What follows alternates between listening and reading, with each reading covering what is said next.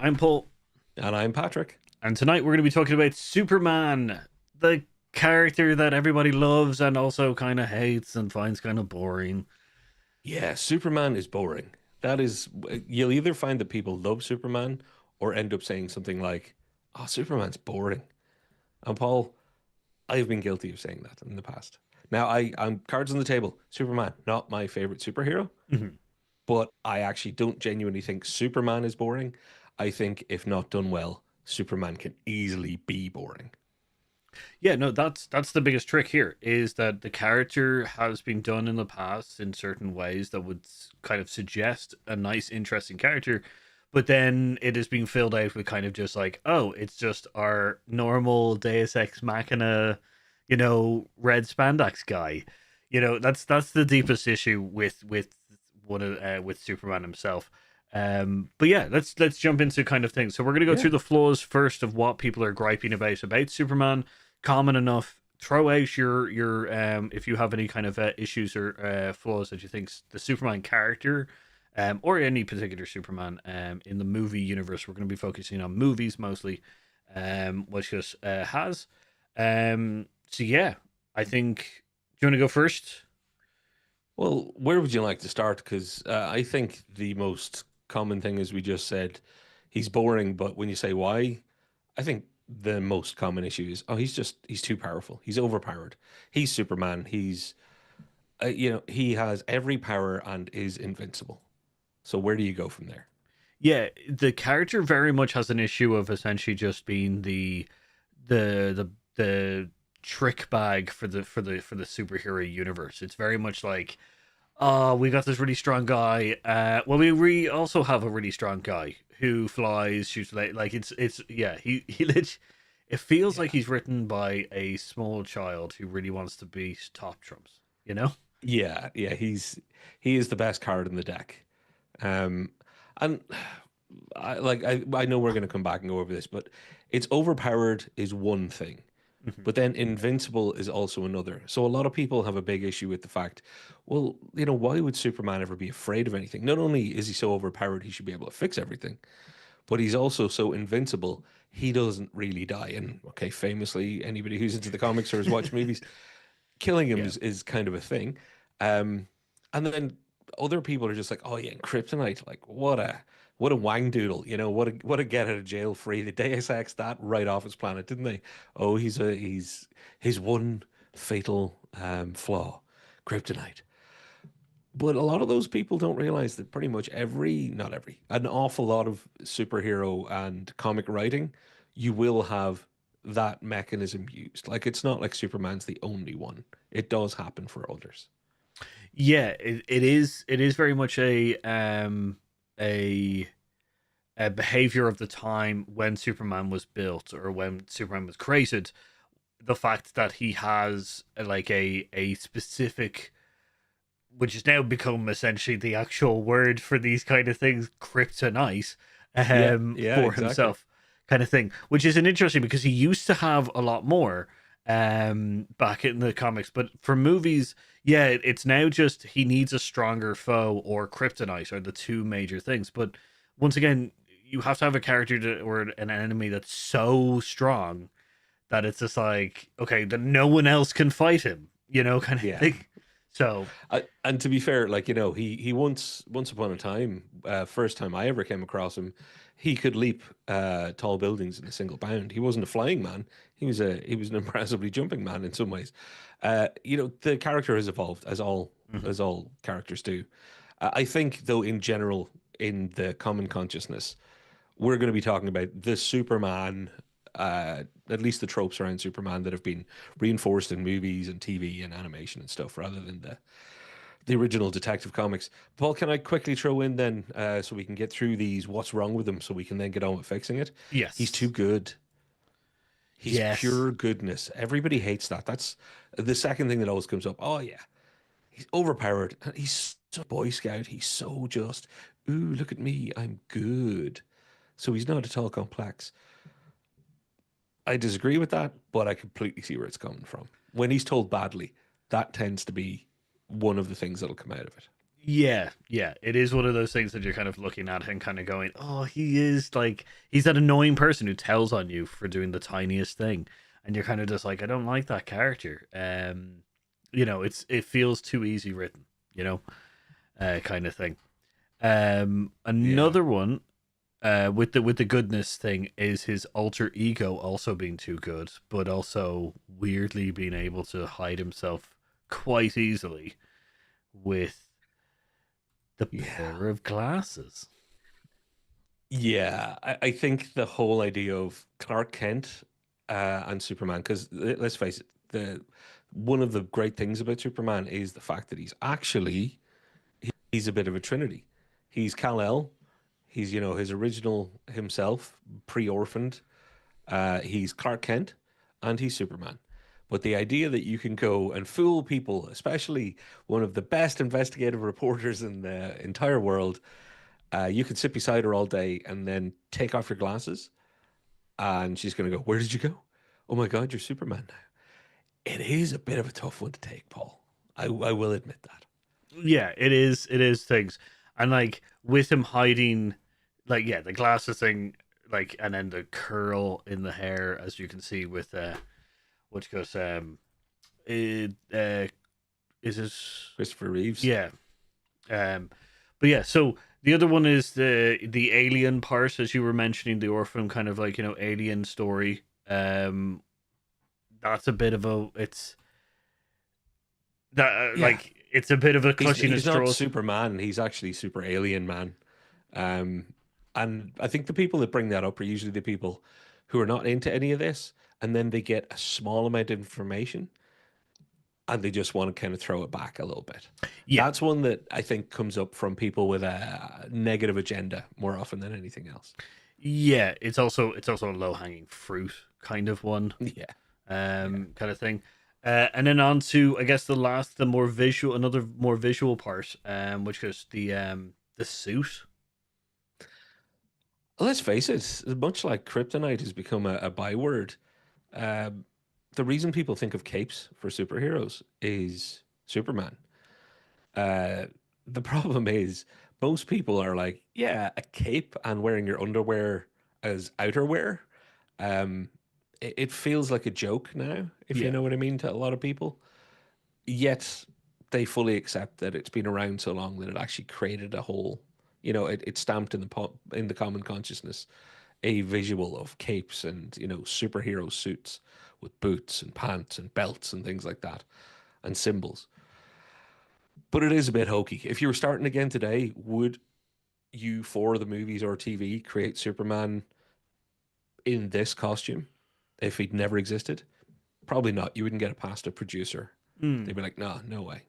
Yeah, I get you. Yeah, it's like the cape, the suit has become such a comical kind of thing that you have people like which is in Watchmen. Oh They yeah, make a joke about a character being killed because of a cape, and then also in Invincibles, they are famously no capes. yeah. Capes are a hazardous part of that workwear because they can get caught on things. So not practical unless you literally are Superman. Because if his cape gets Gotcha. caught on something, he can just keep going and drag the world behind him. Yeah, Again, back to being overpowered. So Paul, now that we've run him down, yeah, and hello to everybody in the comments, please let us know the thing that you find you can't deal with as far as Superman goes. While we get into how easy it is, if you pay a little bit of attention and take a little bit of care when you're doing your Superman story, all of the things we just mentioned will not come across and will not really be a problem.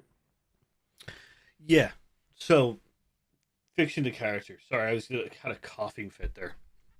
No, no problem. Do you want me to go first with what I think the most baseline important thing is Yeah, go for it. that you get your cough? So I mentioned it. Superman, Clark Kent, Kal-El, Alien, whatever. You've got three characters in one to go out there, and how you do your story is dependent on where you put your focus. Clark Kent for me is the key. because you can forget the idea that he's an alien. You can forget the idea that he's a superhero. If you can say, hey, this is Superman is Clark Kent. Clark Kent is Superman. And that's just the way it is. It's what makes him special is not that he's an alien, not that he's super. It's that he's an Iowa farm boy who was an orphan, raised as a human. He is more human than all of us are. This is, this is one of those things where if Clark Kent is your primary ego and you remember that when you're writing your story, you can probably tell a good Superman story. Because if you just go down the route of he is Superman and he's just this powered alien guy who's fitting in on Earth as Clark Kent, it's a very hard sell to anything other than, let's face it, comic book fans. For the general public, if you're making your movie, you want to make sure you show Clark Kent very clearly as the central ego and hang everything else off that. I would agree. I would say that that's a really, it's a good, really good way of centering the character around a persona that has quite a lot of kind of background towards a more kinder philosophy, I guess, is a more empathetic person, kind of Yeah. thing, and that's a lot easier to write a good, empathetic, kind character, and it's essentially writing that it's like the person who is being bullied is able to then finally stand up for themselves, but it's this is really hard to try and keep different, but Well, I can go for it. I want to refer to the comments because I can see it takes two just commented. I just don't have any interest in Superman. Other people enjoy him all they want, just not for me. Well, how about you put in why not for you because yeah, everybody can like or you take or leave whatever you want. But here's the thing: when you consider if you tell the Clark Kent orphan story and the struggle he has to deal with that power and the responsibility of being different and the desire to just be the Iowa farm boy or just be in love with the person. The level of responsibility, Superman is not interesting because of what he can do. He's interesting in the same way Spider-Man, that famous line, with great power comes great responsibility. How much power does Superman have? We already covered it. Overpowered. We said it at the top of the yeah. show. Most responsibility ever. And when you look at that from a Clark Kent point of view, it's a really interesting human study. Yeah, this is the core moment of this character. This is a really good, yeah. This is what I've kind of wanted to talk about quite a bit. Is the fact is that the core character is a human person who knows nothing else, but has Mm, the great powers that Superman possessed. And it's the fact is that it's hard. It's hard to be human with that power and to stay good. That's the key elements of kind of like where like it's very easy for Superman to just wipe out everybody he thinks is bad, but he doesn't. He always tries to yeah. rehabilitate. He always tries to hold back because he wants to prove that that's what happened. That's what needs to be done. That everybody can do it. Kind of thing. And and Paul, is he a goody two shoes or was he just raised right? You know what I mean? Like it's a terrible thing to say, but that's why the Clark Kent of it all is important. He was raised by sweet, honorable, lovely people. And that's why he has that struggle. If he landed one farm over, you get what, Brightburn or whatever? I don't know. Yeah. Like, Yeah. um, I have no idea. I don't want to get that reference wrong. But if you consider that Clark Kent finds out that he's Superman and has to deal with that, the reason he's good is because even if without the superpowers, he was raised he has a desire to be good. It's not that he is good. He didn't come from Krypton. He's an alien who has this amazing honorable goodness in every fiber of his DNA. No. And if you show the struggle that he's having, the challenge of do you save everyone forever and just be Superman nonstop? Do you get to be Clark Kent?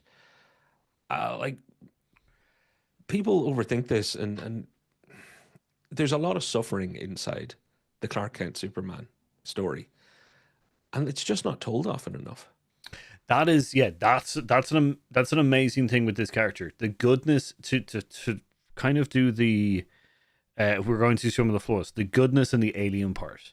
The alien part doesn't matter as much. It just gives him an extra piece of flavor and an excuse, I guess, to have the powers he has. You know, It's exposition and explanation. yeah, That's what it is. it's to go like this is the reason why he has the powers he has, and also in the future, if we want to tell interesting stories about his past and stuff like that, that allows us to do it. So to me, the alien part is just an excuse, as you say, to do those kind of things. And just one thing on it though, before you move on from that, because we'll probably not come back to the alien part.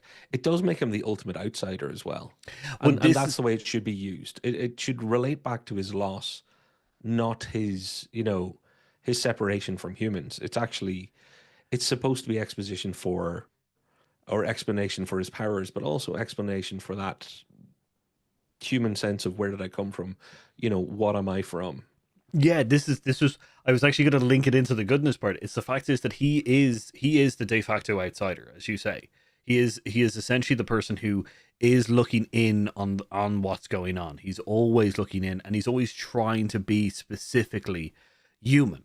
You know, Yep. he's like Data or any of the characters who are striving to be human, kind of thing. But he has been brought up in it. He has everything that that you need to be human. It's just that this one element, the kind of the alien powered part, that kind of makes him even further with the conflict of Yeah. being that outsider is really good. Um, like everybody who go in, he's too good, and he as you say, he's brought up and everything like that. Like if you find this character boring or annoying because of his goodness, which goes, my point would be that why didn't you find Captain America boring?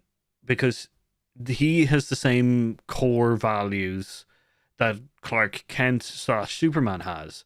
They're just on different power levels. Like, Yeah, in a lot of ways. yeah, Superman, Clark Kent is a person who's brought up in the values of being kind and being nice and everything like that, and then he grows into his powers. Captain America, Steve Rogers, is the same thing. It's just that he's given those powers, kind of thing.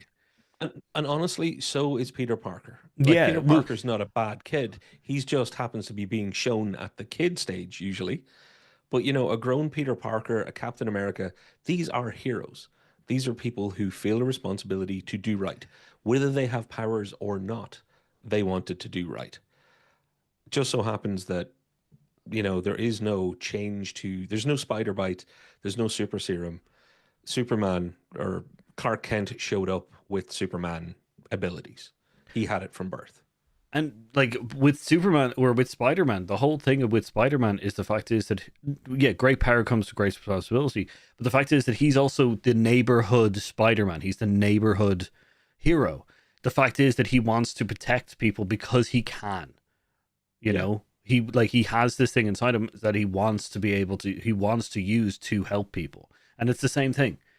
Like my thing is that I don't understand why people dislike this character, other than the fact that on screen he has not been done well. See, and that's it. I was just about to say I do. It's because everything we've just discussed has been completely missed in, I'm going to just call it a rough number of 90% of all motion film, TV and movie. The Either you spend a whole lot of time with something that we haven't brought up yet, and that's Lois. They're the Lois and Clark, Superman, early days of Superman, the Dean Cain one. There was a huge kind of we want to focus on the interpersonal relationship, the love story, which is fine, which is great, but they never quite got to exploring Superman like we just have talked about here. Every single portrayal picks their angle and ignores an awful lot of what we just said. Whereas what we've just said is the angle. If somebody would make the Superman movie with that as your guiding light, what we've just discussed, it would actually be a genuinely interesting character study. Well, that's the thing. It's all about character rather than his abilities. You know, Exactly. because if we want to go into the abilities part, okay, the invincibility and the overpowered part, the fact that we've already seen sorry, the portrayals that we've had has been that Superman has already been established. Like the Man of Steel one is a bit of a difference, but it's just the power level in which he starts, you know, is always difficult to kind of get behind, because the thing is that he's already invincible. He's already too strong. But if you Yeah. start the character off, if you introduce the character as weaker than we've seen him before, he's still amazingly strong and stuff like that. But make him weaker, make him slightly vulnerable, like to like, damage, I guess. Like, don't make him like he's still bulletproof and he's still quite durable and stuff, but make someone like, give him a villain that's impactful enough to show his vulnerability, but not such a level like Thanos level that Yeah. it's just like, okay, well, this guy's fighting the end boss, already. It's just like, no, let's start off with a level that everybody can kind of accept and get behind. It's like, which then gives him an even better struggle of kind of going, yes, he is strong, he is powerful, but he has a will to move forward when he has to face the wall. Yeah. And look, I this is going to sound crazy, but hear me out on it for just 30 seconds.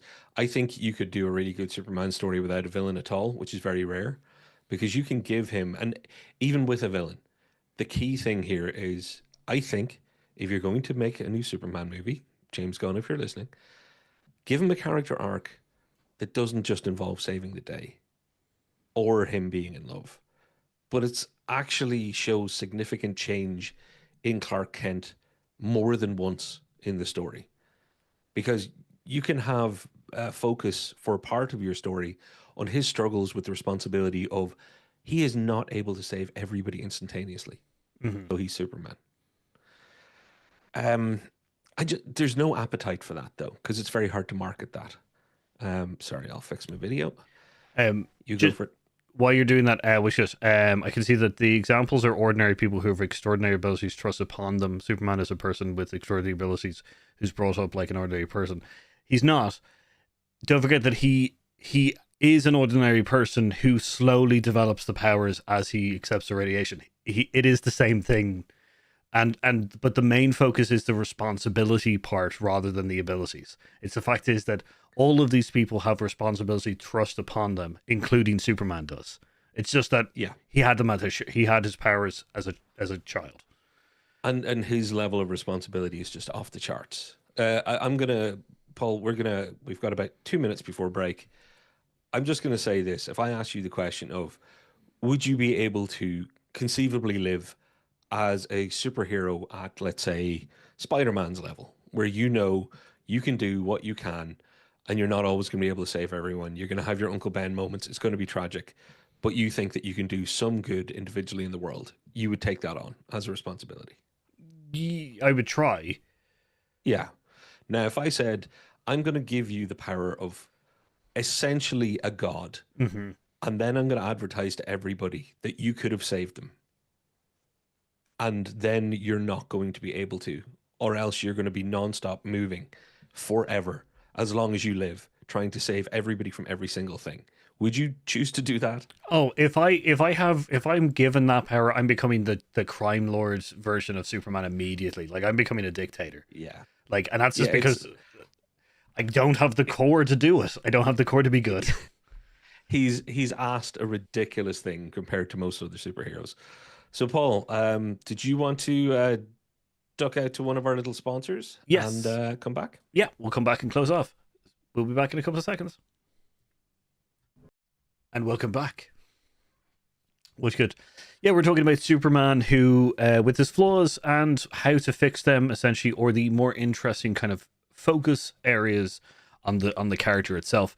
I think summarized what we've been talking about so far is the fact is that we're focusing on the character itself rather than the abilities that he has. That's kind of where we want to focus more. And I think we're going to come. We're not going to be able to get too far away from that. But there is one thing that we mentioned earlier on in our list of problems that we should probably clear off the board. How do you deal with a goofy super suit? Because I like it's iconic, but a lot of people see it as goofy now. And how do you deal with the glasses on off thing? And I mean, if you're making the film, if you're talking to James Gunn and You're sitting there in the writing and production design room with everybody going, hmm, what the hell are we going to do? Because honestly, it just has to be as drastic a difference between glasses off and glasses on as possible. And the Superman curl was a cute thing and is a cute thing. But looking at the first teaser for what James Gunn's doing, they've been smart and they've gone, let's use as much of his hair as possible. Hmm. Let's let's go for two hairstyles. There's like Superman and Clark. You know, you get your haircut and somebody goes, "Oh, there's something different about you." And you're like, "Oh, haircut, it's nice." That to the Superman level. Extreme this thing as much as you can. Yeah, and also on the suit part, what they've done is they've made the Clark Kent character smaller.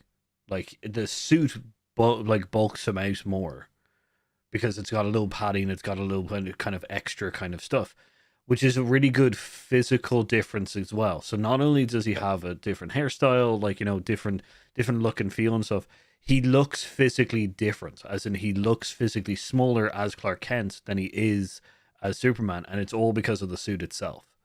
Yeah. And with the comedic thing, I don't know if you want to go back to this No, that kind no. of thing, but with the comedic thing of the suit with the pants over with the redness over the thing and stuff like that, you got to lean into it.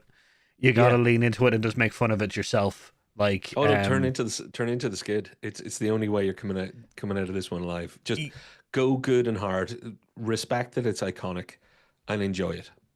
like the Henry Cavill's Man of Steel, which was one. It essentially has him saying that it's an S, it means hope, kind of thing, Mhm. rather than it being Superman. I get what you were trying to do there is to kind of make it an iconic thing for him and then make it misinterpreted by humans, kind of thing. But just lean in to the whole thing and just be like, this is ridiculous. Your camera's Yeah. but Oh, thank you. yeah, lean into the ridiculous of the suit entirely. The logo and symbol is so iconic that you just have to be just like, yeah, it's the same thing as the Batman.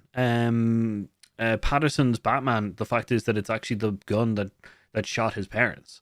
It's melted down Yeah, and made yeah. into the symbol. Make them iconic. Make them targets. Make them like full on kind of like, yeah, I know this is ridiculous, but I'm trying to say something here. Like the 1989 Batman, yellow backed black and yellow Batman logo. Like that's marketing. Like the Mm. guy had a literal logo. Well, you know what, Paul? I gotta ask you. I've never asked you this question, and I want to ask in front of the entire universe who's watching now. Why did they give him every single power under the sun except the ability to shapeshift? Because if he had a limited ability, the glasses thing, he takes off his glasses and rearranges his face a little. Like that's all it would have taken. They've given him X-ray vision, Yeah, super friggin' everything. Like they left off invisibility, teleportation they didn't need because they can have jokes about how fast he can run or fly. But you know, ability to grow a beard on command. yeah. They've also bent over backwards in so many fashions to make the whole to fill it or to try and bring it into the canon in the fact that he's slightly like telepathic, that he's able to slightly cloak himself, like a Yeah, shimmer or anything like yeah. that, kind of ability that he doesn't know he has. He doesn't actively use it or anything like that. It's just that he's just like, I'm now. It's like a mental kind of like switch in his head that he's like, I'm now Clark Kent, so everybody around me sees Clark Kent. I'm now Superman, so everybody around me sees Superman. They've bent over backwards for it. I just think that they should just be like, yeah, it's ridiculous. Someone should be just the way that they've done it in the Yeah. past in movies specifically is the fact is that they've made Superman so graceful and powerful and so sure of himself, and they've made Clark Kent such a bumbling kind of like Yeah. off balance kind of person that you would be ludicrous to be just like these are the same people. Which is also a nice kind of thing to be just like, yeah, And those it, two are it's real kind of and it's people. another layer for Clark to have to deal with. because that it just shows his resolve to try and keep his identity a secret, to keep other people safe, because that's why he has a secret identity, etc. Blah blah blah, or maintains it. But dude, I want to shake them up and down and go, you gave him every other power. You couldn't at some point have just written this one in 30, 40 years ago. Everybody would accept it by now. Oh yeah, like Superman, he can grow a beard overnight. It would be just a normal thing now, just like kryptonite. Yeah, I know. I think it's because they made Anyway, Martian Manhunter, who is a shapeshifter, and that's his entire thing, that they were just like, I guess we can't give him everything. Like, we can't give him every tool, like, in the toolbox, because people will call us ridiculous about making this absolutely, and they're just like, you've already made him ridiculous with this the one ridiculous amount useful of thing powers. the one Uh, useful thing for a guy carrying an alter ego like that. And they're like, no, no, he definitely needs laser vision more than this.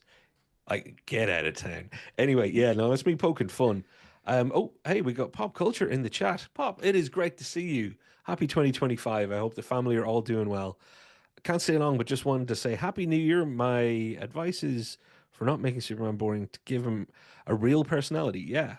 And that's where if you start with the Clark, and round that character out and show that that's Clark Kent is having a tough time dealing with this Superman spider bite that it is.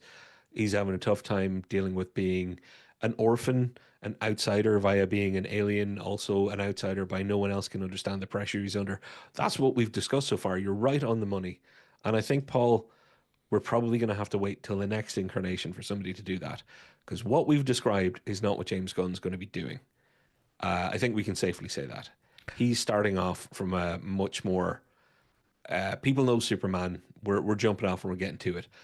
He'll weave in some of this, I hope, and if he does, then I think we're in for a good movie. yeah, I don't. I think it's kind of the Batman kind of issue that they're going to have to deal with a lot, which is the fact that we all know the origin story of Superman, that they're going to have to kind of gloss over it, which means that they're going to have a harder time of kind of bringing that personality out, as you say. I do think that it's going to be early years of Superman, though. I think it's still Hmm. going to be it's not his introduction to the world kind of thing on the world stage or anything. I think it's kind of that midway point where he's like he's known, but he's not like the epic legend that he will become kind of thing. I think they've Yeah, kind of chosen a nice place that they can kind of go back and forth. Um uh kind of thing. So it means that he's establishing his personality on both sides. He's like I am Clark Kent and I am Superman, and I still have this struggle of trying to choose, do I want yeah. to be one or the other, and all that kind of thing. I think there's a good balance there. One thing we Uh, were sorry. no, no, I was just going to say I'm completely with you, and the likelihood of me saying Superman is boring again in the future, I'm probably going to end up saying it, but it'll be in reference to a badly told Superman story. So, what you just said, it's important if they can get this right. Yeah, I think our boringness might. I think our boring, our like us going Superman's boring. Like maybe for the James Gunn story, will be more the fact is that there's going to be more interesting characters around him, kind of thing. Yeah, Which will be harder to kind of like more interesting filled out characters around him is going to make him like stick out like a sore thumb. So they really need to kind of make him more kind of like integrated with the whole world and stuff like that. yeah. That's I think one of the things we were talking about it earlier. But yeah, I think he needs people to bounce off, but he needs to be able to bounce off them equally, like on the same level. I think the only one he shouldn't be able to bounce off equally is going to be Lois. I want Lois to Yeah. keep him off kilter as much as possible. I want him to be able to talk to supervillains and superheroes like equals. And then when it gets to Lois, I want him to be slightly off, constantly on the back foot, because I think that's a very important Yeah. Lois kind of personality trait, and I think it's a very important dynamic between the two characters. Yeah. And can we take 60 seconds on Lois actually? Because and in my notes I have, and I'll pull my notes up over here again because I know I just had one note beside Lois's name. Don't let Lois be his grounding to humans. Clark is human. Clark sees himself as human. But what I meant by that note for myself was you can have him interact with society all you want, but his interactions with Lois are much more than that. He admires her. He doesn't just it's not just he fancies her or he loves her or anything else. He admires her ability. He looks up to her. If there's anybody on the planet that he would want to tell, and not just because of romantic reasons, but she's somebody he would trust and want to tell. The Clark character, goes through so much thanks to his relationship with Lois. And when I say relationship, I mean, the whole spectrum of that relationship. So, yeah, I'm with you. Lois is very important, and she has to be different in that respect. I think you're right. Yeah, like being portrayed as a avatar or for humanity is not a good use of that character. What At I all. Yeah. the I can't say that word, but Personification. personification, yeah, of essentially the human spirit of integrity, of the will to do good and stuff like that, is important that she has that, because I want her to be Yeah. I would love to see her as a beacon of what humans could be, and what they strive to be, kind of thing. But I do not want him to be an anchor to humanity. I don't want her to be an anchor to humanity. I want her to be like an example of the reasons why he is doing the things he's doing. He's just like, the reasons I want to be, why I want everybody to be a better person is because I see it. I see it in this particular Yeah. person, kind of thing. But I don't want him to be like, you know, I don't want him to turn into Dr. Manhattan. No. And Lois is an investigative journalist. She wants to find the truth. Mm-hmm. She believes in fairness, justice, and pretty much, she represents an awful lot of the American way. She is truth, justice, in the American way. She is what what people level at Superman. It's what Clark is seeing in Lois, and then adapting and using it himself. And that's comics, like comic books. Books. Yes, you can have giant exploding nuclear gorillas, and that's just nutty. All right, but inside all of those things, even like this is one of my least favorite famous superheroes. Mm-hmm. But I absolutely love that there is human dissection to be done by using this character. That's the thing. X-Men's a great way to look at ourselves. It's a great way to look at society. It's a great way to look at prejudice. You pick a superhero, there is probably a good reflection somewhere that we can learn from, for better or for worse, either to be inspired or to be horrified, a warning or a hope. And Superman, if done right, which and this I'm going to just say, I love the Donner movies. I love the Donner film original, to be fair. Superman has never been done 100% right on film for me, Mm, just from where I sit. yeah. And someday somebody will, and I think they'll realize, oh, crikey, we had this all along. Which is a really interesting thing, because I wanted to bring one TV show. So we're focusing on the Oh, movie yeah, yeah, universe. There's one go for it. TV which is called Superman and Lois. That's It's the latest one, Yeah, yeah. it's the 2021. Cause I knew we would end up talking about Lois as a counterpart to him. I have never seen a better portrayal of that character. I gotta watch that show now. And the thing is that it's like, I think even the title says it all. It's not Clark Kent, like, or Clark and Lois. It's Superman and Lois. They're on equal footings. And I love that the character that Superman, that Clark Kent in this story, has consistently gone, yeah, you don't you want me to be here. You don't want my wife to be here. Like, as like, you were literally staring down the most toughest, like, strongest person in the world, and he's going, yeah, my wife is worse. Like, you don't want her, you want me to be here, kind of thing. Yeah, And you don't mess around with her. it's a nice kind of like, it's a nice dynamic between the two characters of kind of going, I'm bulletproof, but she is like, the actual hero. So that's where I only wanted to bring this I particular TV show, is as an example of kind of going, this is where your relationship should be in the movies. And I know that you have a Yeah. shorter point in movies to show their full relationship, but like you have a good blueprint to show the relationship between, like, they talk as equals. They he respects and puts her on a lovely, on a like a, on an achievable pedestal of Yeah. just being a good person and stuff. So that's all I want to do. Is their relationship is so fantastic. And look, you know, while we're at it, I think I should throw a little bit of respect on the TV shows. Lois and Clark: New Adventures of Superman. I think there was good stuff in there. I really enjoyed that back in the day. I actually think that Terry Hatcher deserves a little bit more credit than she actually gets for that. Yeah. Dean Cain maybe gets too much credit, in fact. But then there's also Smallville. Shout out to Michael Rosenbaum, my Lex Luthor, because weirdly, you know, Gene Hackman, fabulous actor. Don't get me wrong, Hmm. fabulous actor. But when I think of Lex Luthor, I think of Rosenbaum.